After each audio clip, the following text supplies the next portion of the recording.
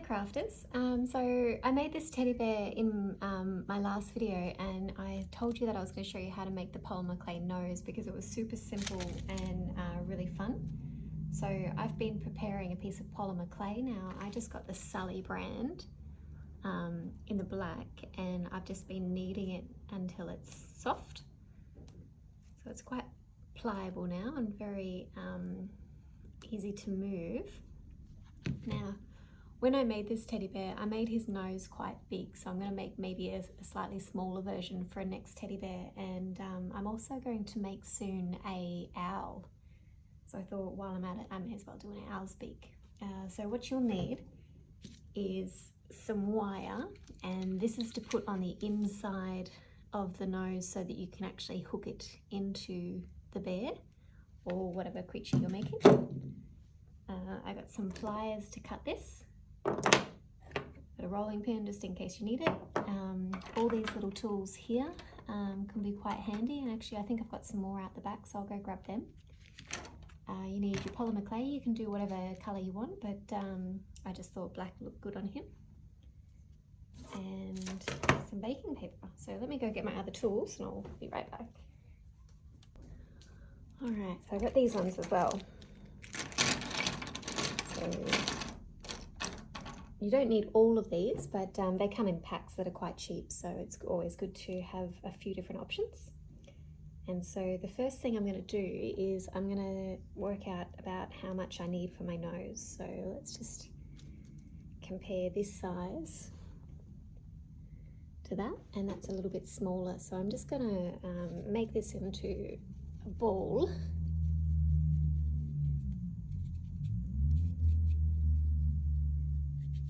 And then when I put it down on the baking paper, I'm just going to use my hand to kind of manipulate it in any way that I like. It really, you can have fun with this and just do whatever looks good to you. What I did was I googled what a bear nose looks like, and I based my first one, that one, off that. But there's really no rules. I think that anything's going to look really good. Okay, so I've just got that shape there, which is starting to come together. You see how quick it is? I'm going to use this tool here to press in the nostrils. So all I do is just press it in there and then use the side of it to kind of make that go down a little bit. And I'll do the same on the other side.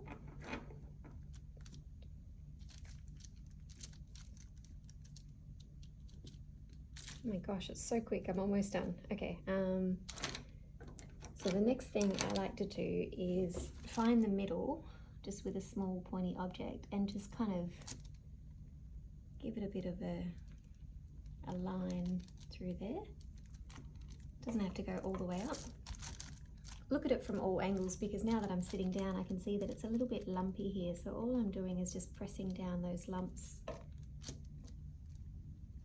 to make it a little bit more rounded.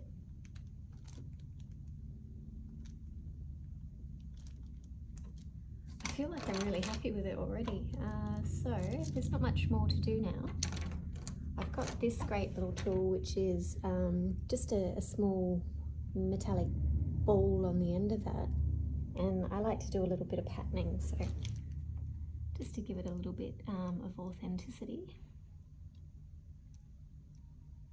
You don't have to press hard, it's just a really light press. Just going to turn it around.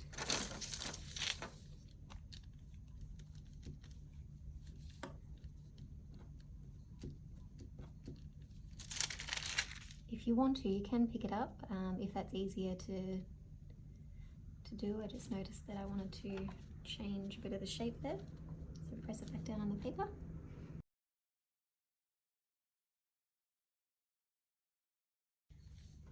So feel free to pick it up because it's quite solid. So when you pick it up, just have a look from all angles and make sure that you're perfectly happy with how it is, because once it's cooked, it's cooked. I like using the side of this and just giving it a little bit of an indentation there. It'll look really cool from the front, more like an actual nose. So you'll see that it's made some marks in there, but that's going to be the back, so it's not important what that really looks like. I'll just push it in a little bit.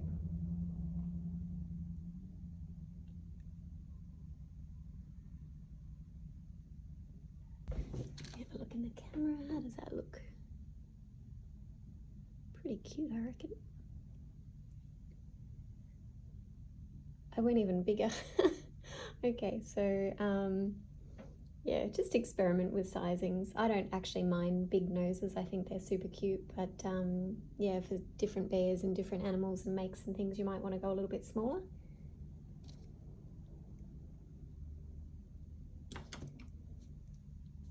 Okay, so the next step is to choose some wire. I've got two different thicknesses here, and what happens with these is that you need to make a tiny little loop like that, and you need to do some loopy bits here and then bury that on the inside of the nose without damaging the shape of it, which can be a little bit tricky, but I find that this gauge is just ever so slightly too thick. Let me see if I can measure it. I'm Australian, so I don't understand your American gauges. We do millimeters, so that's 0.34 of a millimeter.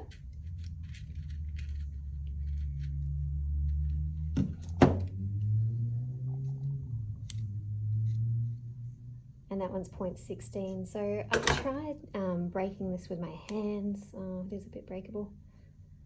Yeah, okay, I might use the thicker one, even though the reason I didn't want to particularly use this one is because when you pull it tight to thread it into the nose, you see how when I make that loop, it is hard to make that into a pin, because you need to make, once you've put your thread through there that you're going to insert into the nose, you need to squash that flat like a pin so that it can go on the inside of the fibres. But if you give it a bit of a jiggle, it does go.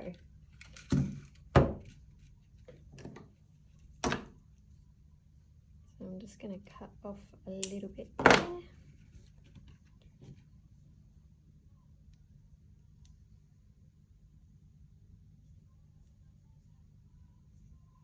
Okay, what you're trying to do is make something a little bit like that. And I like to give these ends a little bit of a curl, because I feel like that's going to be harder to come loose inside the nose once it's cooked. If you just put two pegs straight in like that, I feel like that'd be easy to pull out.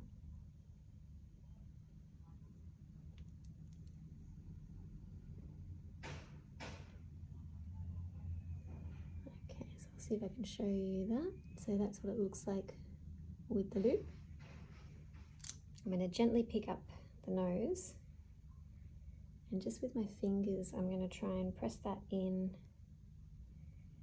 wiggle wiggle. You can bury it quite deep, and then what you need to do is just kind of fold it all back over the top of that, and you can use your tools as well. So pushing that in, because the last thing you want is for that to come out. I haven't explored my tools a lot, but there's a lot of great ones here.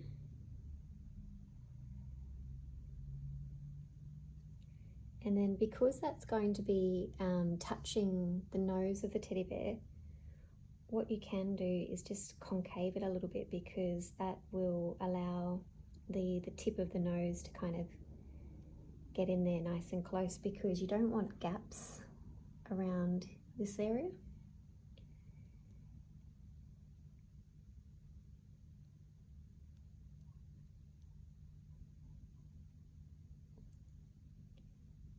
So it's normal if it comes a little bit out of shape, just press around until you're happy again. Just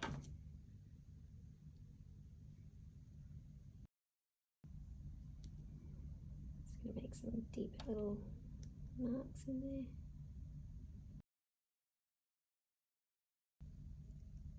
And there you have it, a super cute bear nose. You can fiddle for as much as you like, but it should hold the shape. Just make sure that this is sticking out. When you put it on a baking tray, try and find something with a little groove that you can sit it into. And I think when I did this one, I put it in the oven for about half an hour and then I just let it cool in there.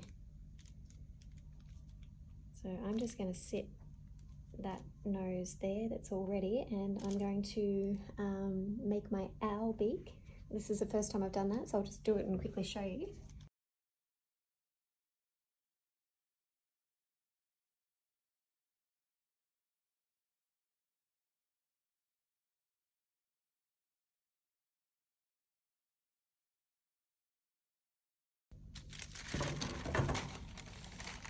So you see how I've made a little hole in there to accept the post. And I'll just rip off a little bit.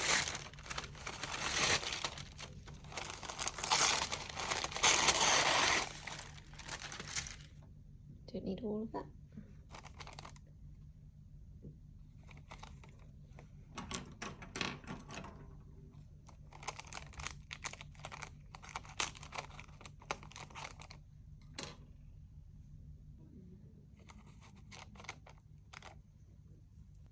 All ready for the oven.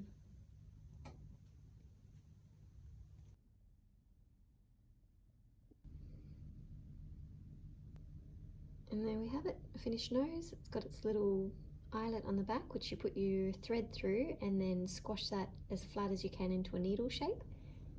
And then position it wherever you like on the bear. So obviously he's not going to have two noses, but just to compare,